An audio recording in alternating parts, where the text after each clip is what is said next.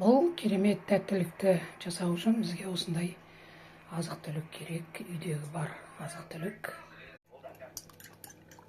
Мынау 4 жұмыртқаны салып араластырып қойдық.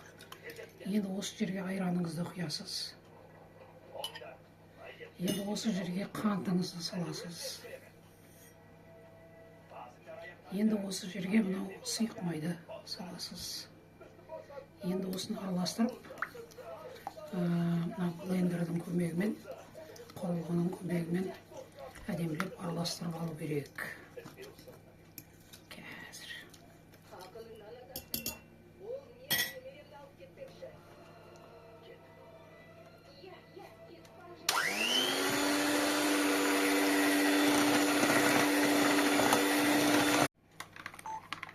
Міне құрылғының көмегімен соғып алдық. Енді бізге ұн керек.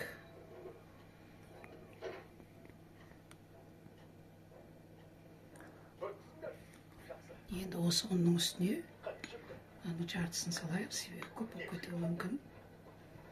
Осының үстіне қосқыш салу керек. Енді осыны ұрып алу керек. Құрылғының көмегімен қазір араластырып аламыз да ұрып аламыз.